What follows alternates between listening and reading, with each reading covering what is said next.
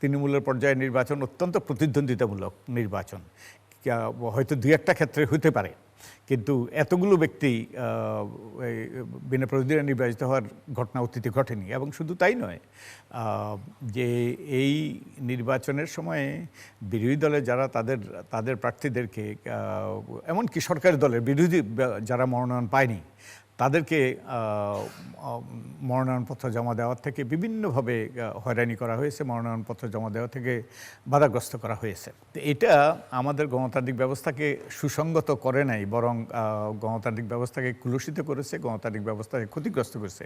তো এই ক্ষেত্রে আমার একটা হতাশা যে আমরা গণতন্ত্রকে সুসংগত করার কথা বলছি, কিন্তু কেউ গণতন্ত্র জিনিসটা কি সেই জিনিসটা কিন্তু কেউ সংজ্ঞায়িত করেনি। গণতন্ত্র হলো জনগণের সম্মতির শাসন, যে জনগণ ভোটের মাধ্যমে সম্মতি প্রদান করে, এর মাধ্যমে প্রতিনিধি নির্বাচিত হয়, তারা জনগণের স্বার্থে কল্যাণে স্থানীয় সরকার হতে পারে, জাতীয় সরকার হতে পারে, তারা পরিচালনা করে। এই যে সাম্প্রতিক নির্বাচন বলা হয়েছে যে সাম্প্রতিক দলীয়ভিত্তিক নির্বাচনের ফলে প্রার্থীর সংখ্যা কমে গিয়েছে, তো প্রার্থীর সংখ্যা বেশি হওয়া মানে কি? জনগণের মধ্যে জনগণের রেঞ্জ অফ চয়েস, জনগণের সিদ্ধান্ত গ্রহণের পরিধি অনেক বেশি থাকে। বেশি প্রার্থী মানে বেশি যোগ্য প্রার্থী, মানে বেশি যোগ্য প্রার্থী নির্বাচিত হওয়ার সম্ভাবনা বেশি যোগ্য প্রার্থী যদি নির্বাচিত হয় তাহলে গণতন্ত্র সুসংগত হয়। আর বেশি যোগ্য প্রার্থী যদি নির্বাচিত না হয়, অযোগ্য প্রার্থীরা যদি নির্বাচিত হয়, তাহলে কিন্তু গণতন্ত্র বাধাগ্রস্ত হয়। দল প্রয়োজন গণতন্ত্রের জন্য, দল ছাড়া গণতন্ত্র হয় না। এবং এই দলীয় ভিত্তিতে নির্বাচনের মাধ্যমে আমাদের দলবাজি তৃণমূল পর্যায় পর্যন্ত পৌঁছে গেছে। তো আরেকটা কথা বলা হয়েছে যে আমাদের এই সহিংসতা আমাদের সংস্কৃতির অংশ কিনা। আমাদের অতীতে সহিংসতা ঘটেছে নির্বাচনের ক্ষেত্রে, স্থানীয় সরকার নির্বাচনে ব্যাপক সহিংসতা ঘটেছে, কিন্তু আমরা দেখেছি 2007 সালের পর থেকে 2013 সালের শেষ পর্যন্ত যতগুলো নির্বাচন হয়েছে তাতে সহিংসতা প্রায় ছিল না বলেই চলে।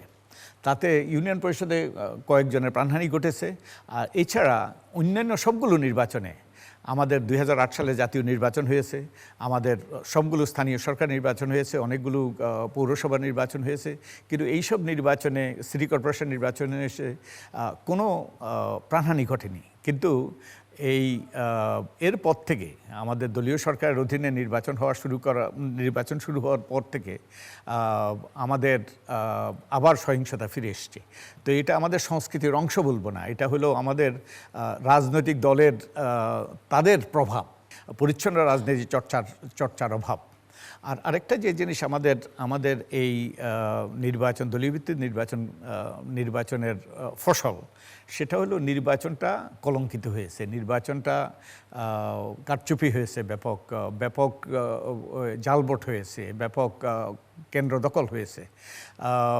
কারণ আমাদের যে এই রাজনৈতিক সংস্কৃতি, যে ফায়দা দেওয়ার রাজনীতির সংস্কৃতি, এই ফায়দা দেওয়ার রাজনীতির সংস্কৃতিতে যারাই পদ পদবিতে যাবে নির্বাচনের মাধ্যমে কিংবা দলীয় পদ পদবিতে যাবে, তারা বিভিন্ন রকমের সুযোগ সুবিধা পাবে। তাই এই নির্বাচনে যেহেতু দলীয় ভিত্তিতে মনোনয়ন হচ্ছে এবং সরকারি দলের যারা মনোনয়ন পেয়েছে তারা নির্বাচিত হওয়া প্রায় নিশ্চিত। তো আমি বলবো সার্বিক বিবেচনায়, সার্বিক মূল্যায়নে, যে দলভিত্তিক নির্বাচন আমাদের গণতন্ত্রকে সুসংগত করেনি, বরং গণতন্ত্রকে আমাদেরকে আরও সংকটের দিকে ঠেলে দিয়েছে। তো আমি আশা করি আমাদের এই দুটো নির্বাচনের থেকে শিক্ষা গ্রহণ করবে আমাদের সরকার, আমাদের রাজনৈতিক দলগুলো এই শিক্ষা গ্রহণ করে ভবিষ্যতে আমাদের স্থানীয় সরকার নির্বাচনগুলো নির্দলীয়ভাবে করার সিদ্ধান্ত নেবে। অনেক ধন্যবাদ সবাইকে। ধন্যবাদ। আমরা শুনলাম আসলে দলীয় ভিত্তিক নির্বাচনের সুবিধা অসুবিধাগুলো শুনলাম। একটা নির্বাচন সুষ্ঠু গণতান্ত্রিক পন্থায় হবে, সেটি আমাদের প্রত্যাশা। আমরা চাই যোগ্য প্রার্থীকে ভোট দিতে পারবো এবং আমি ভোট কেন্দ্রে গিয়ে নিজে সেই ভোট দেবো, সেটি আমরা চাই। এবং আমরা শুনছিলাম যে বিষয় নিয়ে বক্তব্য, সেটি হচ্ছে দলীয় ভিত্তিতে স্থানীয় সরকার নির্বাচন তৃণমূল পর্যায়ে গণতন্ত্রকে সুসংগত করবে। সম্মানিত বিচারকদের রায় আমাদের হাতে এসছে, আমরা একটা হা না ভোট নিব।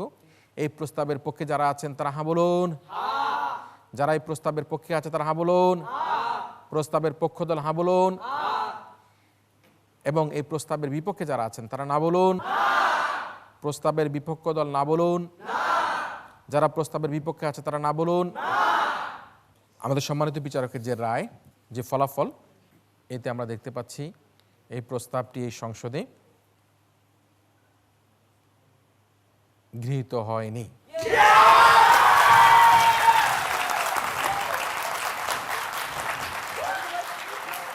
যেহেতু আজকের এই প্রস্তাবটি গ্রহণ করা হয়নি, সে কারণের জন্য আমরা আজকের এই প্রতিযোগিতার বিরোধী দল বাংলাদেশ ইউনিভার্সিটিকে বিজয়ী বলে ঘোষণা করছি।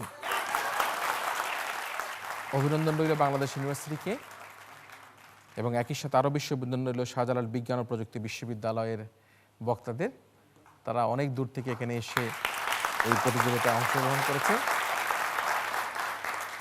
সুপ্রিয় দর্শক মণ্ডলী, আপনারা যারা এতক্ষণ টেলিভিশনের পর্দায় দেশে অথবা বিদেশে আমাদের ইউসিবি পাবলিক পার্লামেন্টে এই প্রতিযোগিতা দেখলেন, আপনাদের সবাইকে আমাদের আগামী অনুষ্ঠান আগামী ছায়া সংসদ দেখার আমন্ত্রণের মধ্যে দিয়ে আজকের মতো এই মক পার্লামেন্ট এখানে শেষ করছি।